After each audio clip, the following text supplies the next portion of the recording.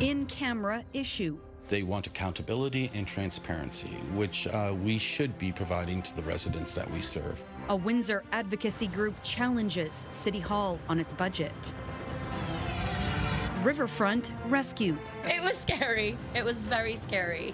How Ace, the husky, survived a fall into the frigid Detroit River. And tenant troubles, the incredible damage caused by a tenant who turned the heat off and left home.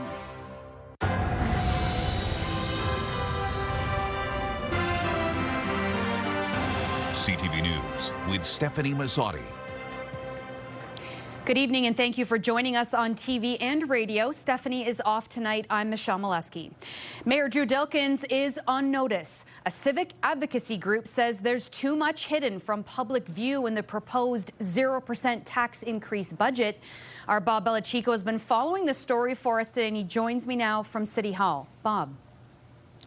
Hi, Michelle. Good evening, everyone. Coming into today, 54 in-camera items were being questioned by Engage Windsor. Now, Mayor Drew Dilkens says there's nothing to hide, and already that number of in-camera items has shrunk to 25.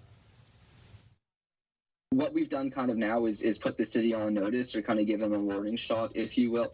Josh Sankarlal is the co-chair of Engage Windsor. The community advocacy group says they have asked the Ontario Ombudsman to review 54 budget items, all labeled as in-camera and totaling over $9 million. One of those items of those $9 million is a $2 million cut to housing and children's services.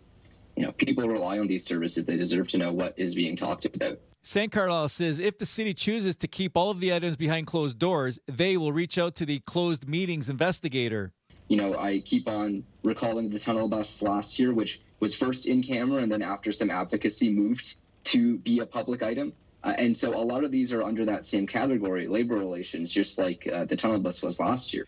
Mayor Drew Dilkens and councillors we spoke with say they appreciate Engage Windsor's motives. They want accountability and transparency, which we should be providing to the residents that we serve. We have no concern about openness and transparency. Dilkens says discussions were taking place to make as many of the items public before Engage Windsor's request to the Ombudsman. As of this afternoon, 29 of those items were moved out of in-camera. I'm very happy to see that administration has heard the response and the concerns of residents and council, and will be releasing those additional line items for public review and scrutiny. Dilkens says the Municipal Act is very specific about the types of things that can be discussed in camera. Legal matters, security of the property of the corporation, of course, employment matters or labor relations matters. Those all qualify. 25 budget items remain in camera and will be discussed behind closed doors January 26th. A public meeting is set for January 12th. What people are going to see of these 29 items that have been moved to the public session, there are some position additions, there are some position subtractions of vacant positions. But at the end of the day, I have said from the very beginning, there are no sacred cows when looking at a 0% budget.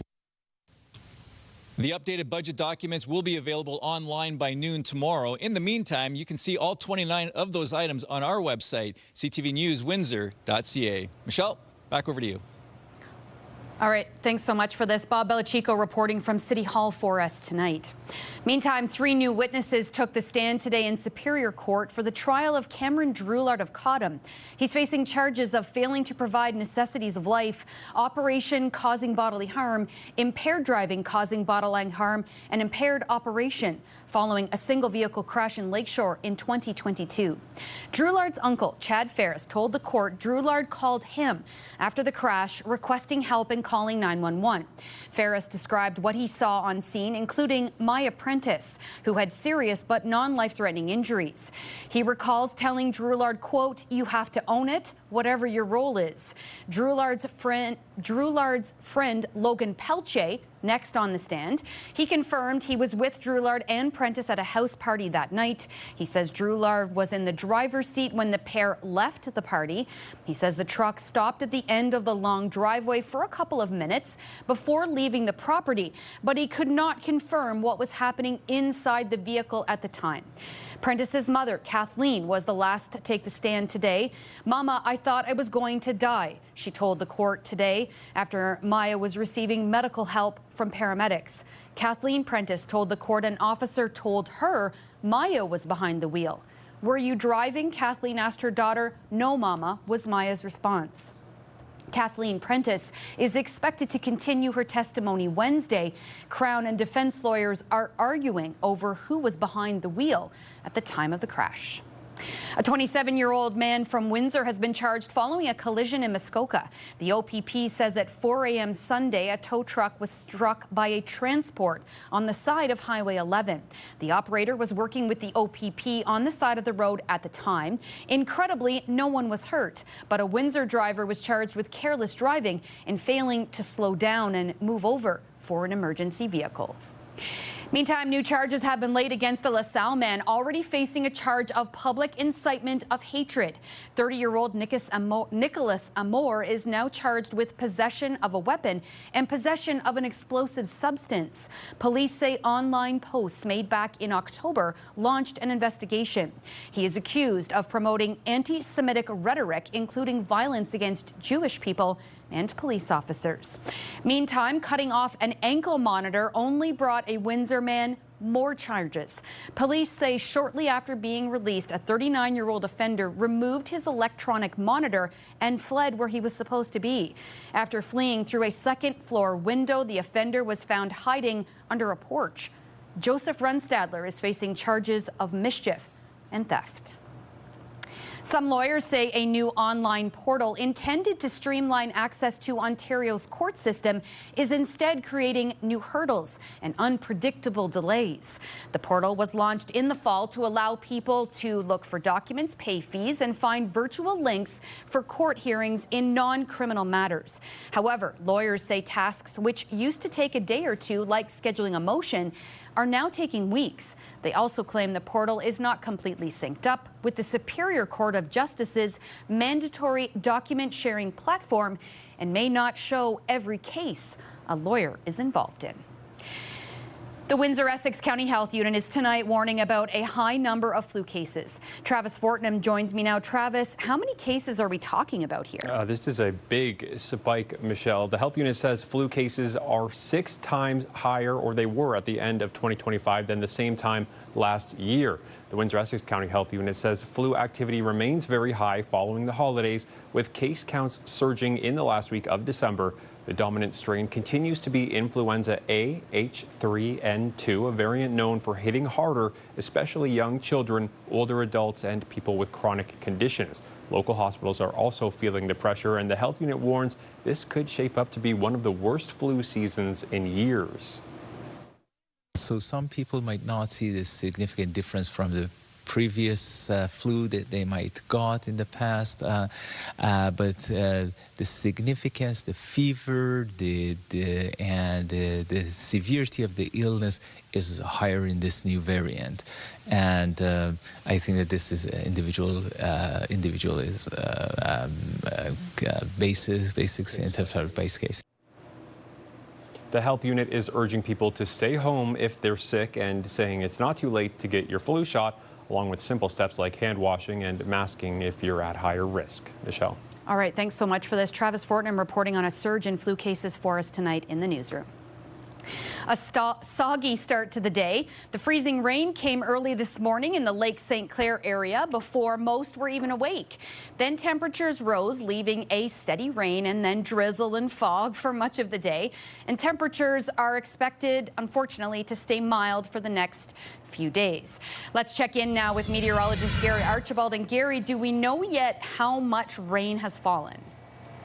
That's a good question. Yeah, soggy enough to see about 10 to 20 millimeters now and counting as we look towards extreme southwestern Ontario. Look at this mess, a massive system of low pressure. The shades of pinkish hue, that's your freezing rain ice pelts, green, yellow, red, that's your rain. And then, of course, the grayish blue, purple, that's your snow. And it's all mixed right over the heart of southern Ontario.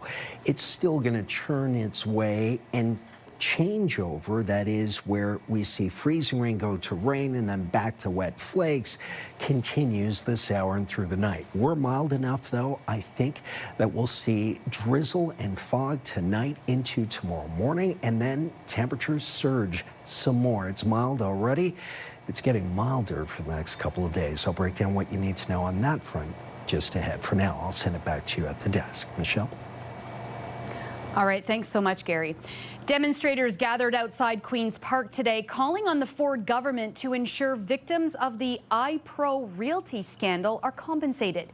The scandal saw the now defunct company use millions from trust accounts meant to be used for realtor commissions. CTV's Siobhan Morris has the details. Pay today! Pay today! That's the message from ex-iPro realtors caught in the middle of a scandal. This is a fraud. This is a criminal negligence. In May, the founders of iPro Realty pulled millions of dollars out of the company trust.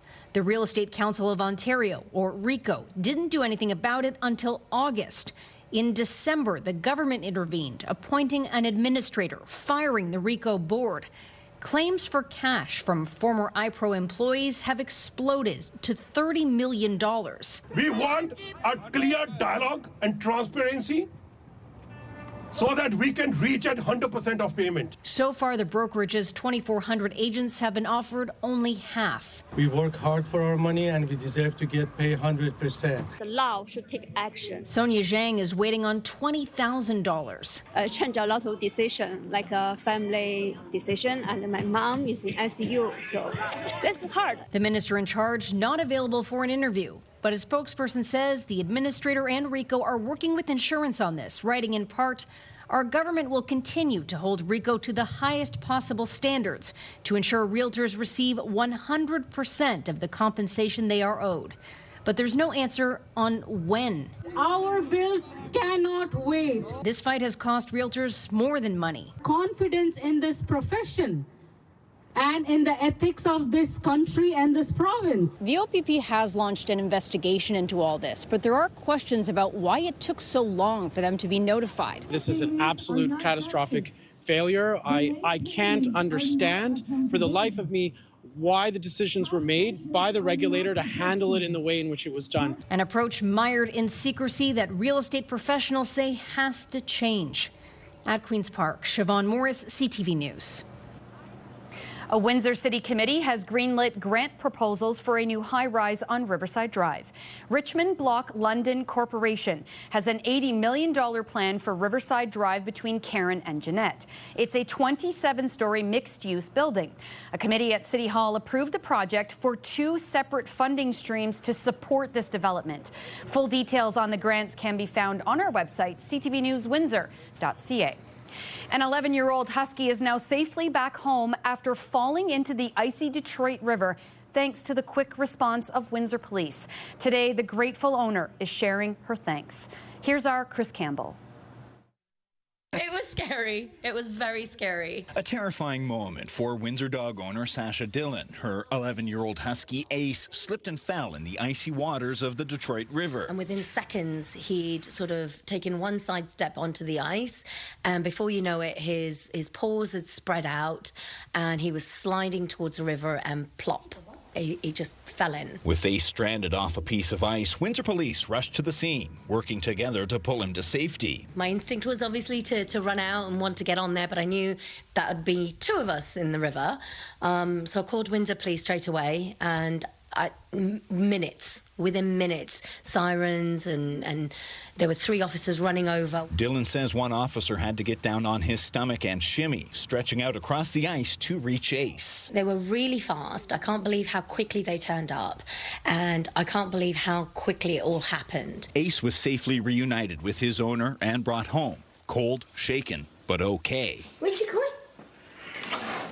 After shaking it off, and we got him home and dried, and a couple of hours, he seemed to be perfectly okay. Yeah, your husky may like being outside a lot, but they have like a double coat. So the first coat is pretty water resistant, but the undercoat is more of an insulating coat. So if that coat gets wet, then your dog's in trouble, just like any other dog. Pet and wildlife rescue officials say no dog, regardless of breed, is safe on frozen water. Miriam Armstrong, the executive director of Pet and Wildlife Rescue in Chatham, says owners should always keep pets leashed near rivers, lakes, or ponds. Don't go near it. It's not worth the chance of, losing your pet in the water. We won't be taking walks by the river anytime soon. Police say it's a reminder that icy conditions can turn dangerous in seconds. But this time, quick teamwork means a happy ending, and one very lucky husky back where he belongs.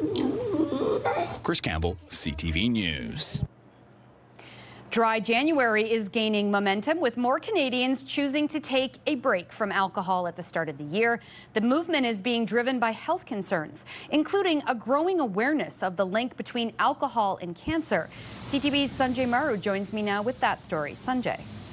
Well, as you can see behind me, no shortage of alcoholic options here at bars and restaurants such as the Grand Cantina in Windsor's Walkerville neighborhood. But staff here say they've seen a surging interest in customers ordering non-alcoholic beverages, so much so they recently made them permanent fixtures on the menu to meet demand. A mojito with no alcohol? At the Grand Cantina, it's called a no-hito, and it's quickly become one of the more popular drinks on their menu. It's kind of more of a ritual now. People are get into the mode of like, yep, this time of year again, let's get sober up for at least a month and see what happens. I mean, myself and my husband do the same thing too. The growing interest in non-alcoholic beverages, a clear sign of Dry January in full swing. It's a voluntary public health initiative where people choose to avoid alcohol altogether for the first month of the year. And while motivations vary, health is one of the biggest reasons why. We know that alcohol is actually one of the larger contributors towards cancer cases in Canada annually. According to the Canadian Cancer Society, more than 3,200 deaths in the country annually are linked to cancers caused by alcohol. And experts say it does not take much to increase your risk. Say you're a 42-year-old woman who has 10 glasses of wine per week, so a glass or two with dinner. You're actually that woman actually finds herself at an increased chance of getting breast cancer, close to 20%, and almost a 30% increased chance of developing esophageal cancer.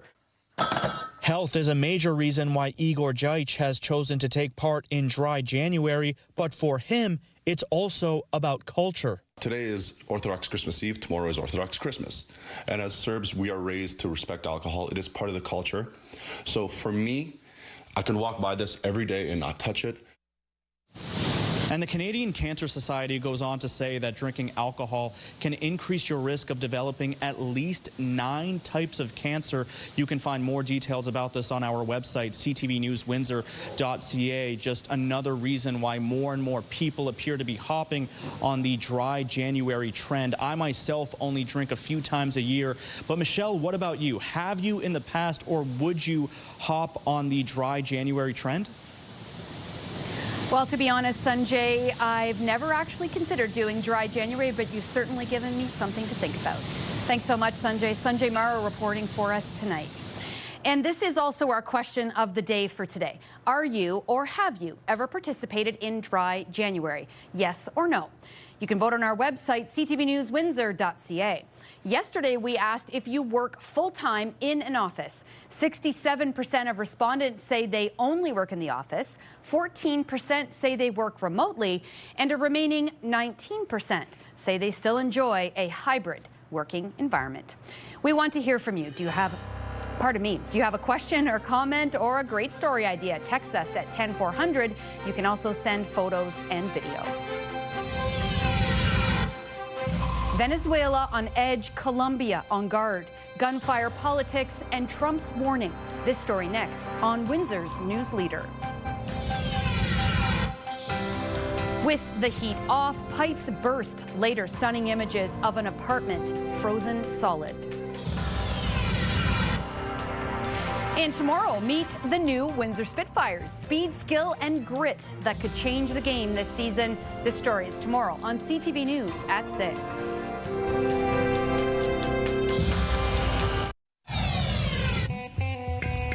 Start your day with the latest local news. By signing up for our newsletter, you'll get direct local content straight from CTV Windsor to your inbox, including top stories, the forecast, and videos. You can sign up at ctvnewswindsor.ca. Venezuela is on edge tonight as gunfire and anti-aircraft bombs echo in Caracas. 3 days after Nicolas Maduro was deposed, Colombia is deploying troops to the border as Donald Trump signals it could be next. CTV's Joy Malbon breaks down today's developments and what's ahead. The U.S. president taking a victory lap at the renamed Trump Kennedy Center. It was brilliant tactically. Donald Trump reveling in the American military might that captured former Venezuelan President Nicolas Maduro, now in a U.S. prison charged with narco-terrorism. We had a lot of boots on the ground, but it was amazing. And think of it, nobody was killed, and on the other side, a lot of people were killed. Unfortunately, I say that, soldiers. Cubans, mostly Cubans. Tensions are high in Caracas after gunfire erupted overnight. Armed military police now patrolling the streets. The U.S. president insists he's in charge and will run Venezuela and help rebuild its oil infrastructure.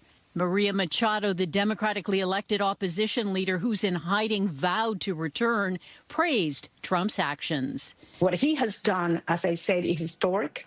It's a huge step towards a democratic transition. And yet the Trump administration isn't focused on that, supporting Maduro's hand-picked vice president as leader, saying the U.S. can work with her. The initial hopes that the departure of Maduro might represent a change in this hated regime have been dashed, seemingly endorsed by the United States, a woman who's got significant amounts of blood on her hands. Trump's national security strategy suggests America will exert more control. The State Department posting this with the words, "This is our hemisphere." The president warns Colombia could be next, that country beefing up troops on the Venezuelan border. And Greenland on edge after Trump's closest advisor said this. For the United States to secure the Arctic region, to protect and defend NATO and NATO interests, obviously Greenland should be part of the United States. Donald Trump's threats have rattled several countries as many question what comes next for the people of Venezuela and when or if there will be elections. Joy Melvin, CTV News, Washington. Canada's Prime Minister says he's not worried about U.S. plans for Venezuelan oil or its impact on Canadian exports. Carney is confident the country's energy sector will remain competitive. CTV's Rachel Aiello reports on calls for Canada to boost exports in response. The Prime Minister is facing new pressure to ensure Canadian oil remains competitive in light of U.S. President Donald Trump pledging to rebuild Venezuela's energy sector. We're going to take back the oil that, frankly, we should have taken back a long time ago. Asked today what impacts this could have on exports, Mark Carney said while a functioning Venezuela could eventually produce more oil, his government is working to expand Canadian capacity and access to new overseas markets. We welcome the prospect of greater prosperity in Venezuela, but we also see the competitiveness of Canadian oil, and we're investing, or we're putting in place measures so that that's going to happen. Carney's remarks came after Conservative leader Pierre Poilievre called for him to rapidly approve a new West Coast pipeline. In a letter to the PM, Poilievre said every barrel the United States sources from Venezuela could mean one less barrel these refineries would buy from Canada. Though experts say it will take several years and major investments before Venezuela could outpace the 4.5 billion barrels of crude that Canada produces per day. It'll take billions and billions of dollars to correct the mismanagement of the Venezuelan crude oil system. Alberta Premier Danielle Smith says the events in Venezuela emphasize the need to reach new buyers with new pipelines, while BC Premier David Eby said today he disagrees. Rachel Aiello, CTV News, Ottawa. Meantime, Prime Minister Carney is in Paris to discuss Ukraine's security priorities. He also met with the leader of Denmark today, who warned NATO is done if the U.S. president makes good on his threats. CTV's Mike Lecouture reports. Ahead of the meeting hosted by French President Emmanuel Macron, Prime Minister Mark Carney said the goal was to finalize security guarantees for Ukraine. World leaders were joined by representatives from the U.S., hoping to build on the momentum towards peace. Our main objective is to finalize the security guarantees amongst ourselves which create the possibility of a just and lasting peace for Ukraine. The meeting brought together more than 30 world leaders who make up the coalition of the willing. They agreed to participate in a U.S.-led ceasefire monitoring and verification mechanism, long-term support for Ukraine's armed forces, plus a multinational force to backstop Ukraine's military. There was also agreement on finalizing binding commitments to support Ukraine in the event that Russia breaks the ceasefire. And the countries agreed to deepen long-term defense cooperation with Ukraine. Following a ceasefire, the UK and France will establish military hubs across Ukraine and build protected facilities for weapons and military equipment to support Ukraine's defensive needs. Now, Canada's contribution could include troops on the ground as part of that multilateral backstop, something the government is ramping up for. The largest military buildup in generations, coming over the course of the next 5 years, an additional $80 billion of investment, in part because of issues like this. U.S. buy-in is key to any plan succeeding, and President Trump's envoy is supportive of this one. We think we're largely finished with security protocols, which are important so that the people of Ukraine know that when this ends, it ends forever. Regardless of the result of today's meeting, nothing can be put into place until there is a ceasefire. Prime Minister Carney reiterated the final elements of that need to be negotiated between the U.S., Ukraine, and Russia. Mike Lecouture, CTV News, Paris. Today marks 5 years since the deadly riot on the U.S. Capitol, following Donald Trump's loss in the 2020 presidential election to Joe Biden. This is our Capitol! This was the scene when an angry mob stormed the Capitol buildings, forcing their way inside while lawmakers tried to escape. Several people died as a result of this attack, and more than 700 people were arrested. Since then, Donald Trump has pardoned nearly everyone who participated in the incident and fired Justice Department officials who prosecuted them.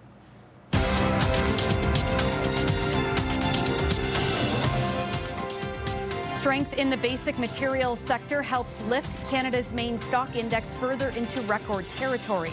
The TSX gained 187 points, while in New York, the Dow surged almost 500, the Nasdaq over 150. The dollar was off 1/10 cent today, and gold rose almost $45 an ounce. Oil was down $1.19 a barrel. Slim savings. Coming up, why it could soon become easier and less expensive for those who struggle with their weight. Let's look at our CTV News weather snapshot. Thanks to Mark Hewer for this beautiful sunrise image. The worst of the worst weather is over, but there's still some rain and mild temperatures well above seasonal still in the forecast for the next few days. I'll break down what you need to know weather-wise coming up. Stay with us. Discussion here at Windsor City Hall. Windsor's top stories. A major project is about to get underway. Breaking news alerts. Severe weather is a possibility. And watch live. Good evening, and thank you for joining us. Download the CTV News app.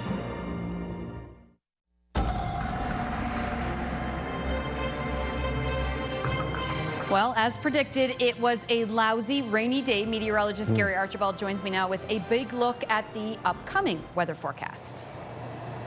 Michelle, I think it's still going to be soggy tonight into tomorrow morning, and these warm temperatures have meant significant snow and ice melt. We did get a sliver of freezing rain at around 4 or 5 a.m. It came in a little bit earlier, but then the warm air moved in right behind that sliver of icy weather and turned things up enough to see freezing rain and ice pellets change over to just steady rain. Air quality is between a 3 and a 4 today, so it's not terrible. It's just gray and wet, and it continues to be mild, right? That warm southerly flow raising temperatures, considerable snow melt across much of southern Ontario in the last 48 hours, 3 degrees Celsius at this time of the year. Normally, daytime highs would be closer to about -1 to -2 between Windsor, Essex, Chatham, Kent. Warming up a bit in the prairies, 3 degrees on the plus side in Calgary. Into the minuses, -9 Regina, -10 in Winnipeg, and then into the minuses in northern central Ontario, and that's where we're seeing snow. Moving towards Kawartha Lakes and further east, that freezing rain hammered Kitchener, Waterloo, Guelph, and Brantford, Ontario. There's some snow moving across eastern portions of Michigan headed towards Kincardine. So the eastern shores of Lake Huron, further inland through the Midwestern tier, also hammered. It was just a complete mess. And if you were traveling along the 401 corridors, the 400, the QEW today, it was not a great drive at all. The good news for us, we're mild enough that it stays light rain or very light drizzle between now and midnight. But there's some more rain in the forecast for tomorrow morning. More on that just a moment. We are looking at about 10 to 20 millimeters in total across the Lake St. Clair region, including about 1 millimeter of ice accretion that melted soon after it froze. It didn't stay very long. So that was a blessing. Tonight, 4 degrees Celsius after 8 o'clock through to midnight. It holds at around 4 degrees Celsius on the plus side with about a 40% chance of showers. The winds pick up a bit out of the west to the tune of 20 kilometers per hour, sustained with higher gusts in the 30s. So it stays gray and wet and a bit windier. Take a look at our 7-day forecast courtesy of Enercare. We're talking about rain and a balmy 6 degrees Celsius tomorrow. Cloudy on Thursday, up to 9. Some areas could see 10. And then 8 degrees, showers likely on Friday. Some rain Saturday, 6 degrees, and then it just gets cold. Sunday, Monday, Tuesday, -1, +1, then 2, and some flurries on Sunday. Big, dramatic changes ahead in the next several days.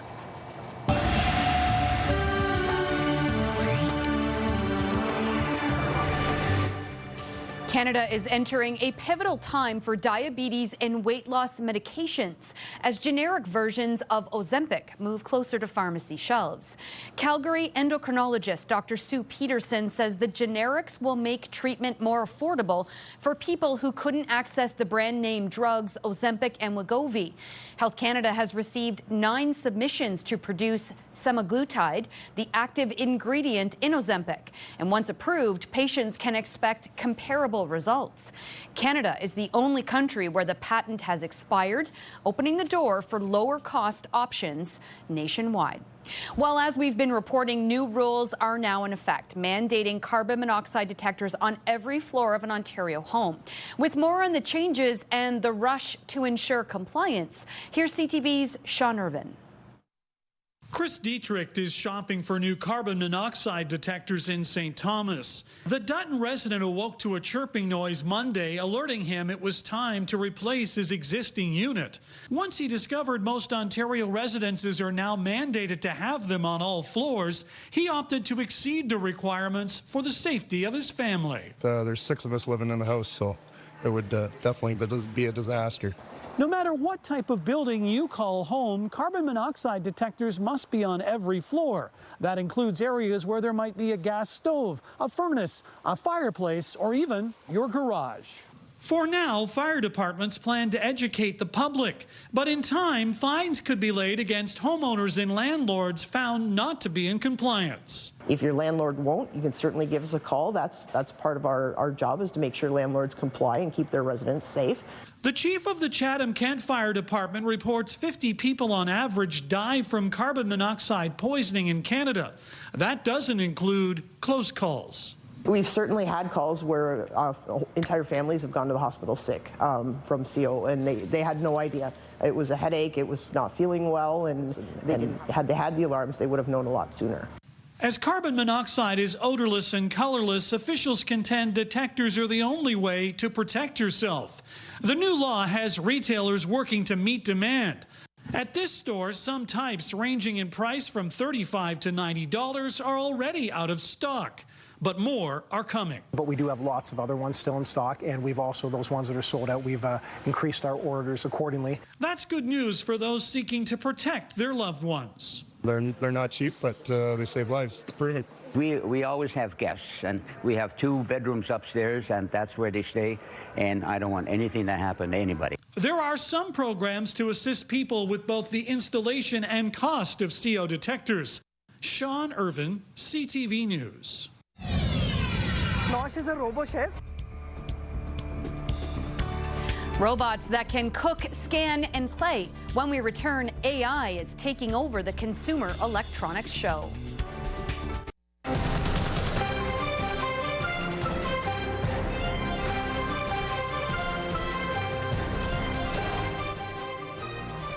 Well, it wasn't the coveted gold medal they wanted, but Team Canada did finish the World Juniors on the podium.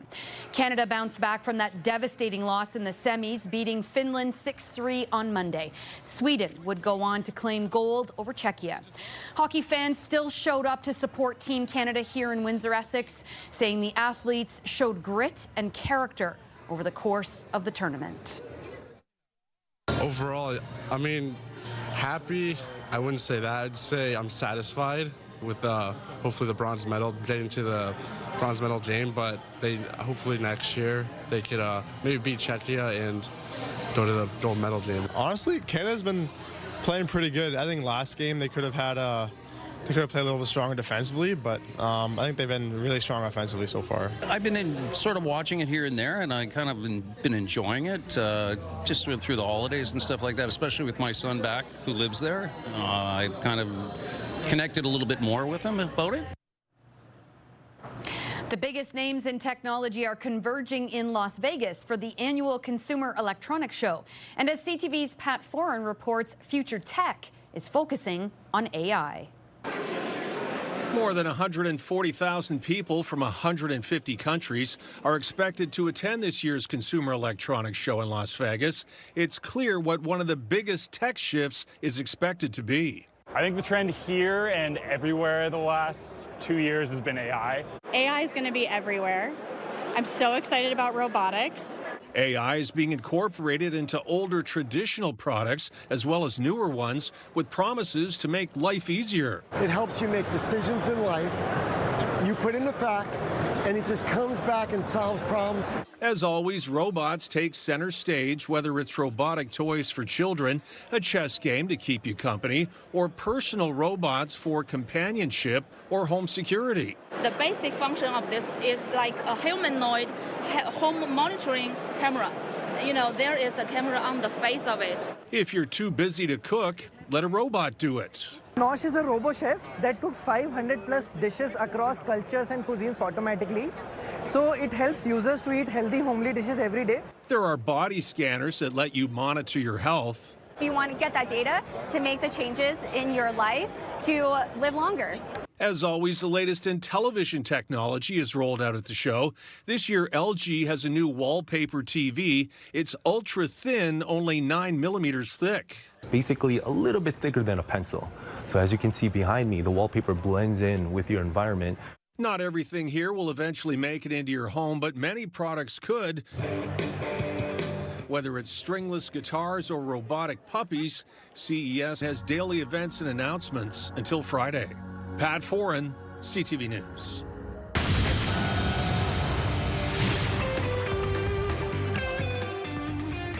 New data from Toronto is revealing just how much the city benefited from Taylor Swift bringing the Eras Tour to town.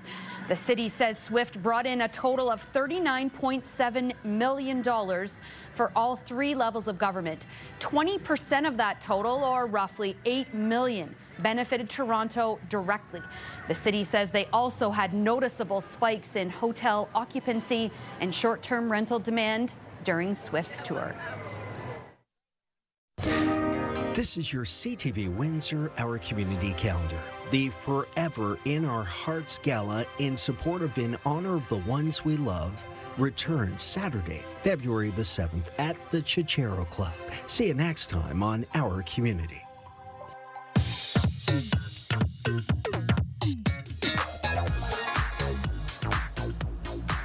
And it's time to check in now on what's happening now with Melanie Kentner. And Melanie, tonight you have details for us about home prices in Windsor, Essex. That's right. So the average sales price dropped nearly 10% compared to December last year, landing at just over $524,000, while new listings rose more than 13%. Overall sales declined by nearly 7%.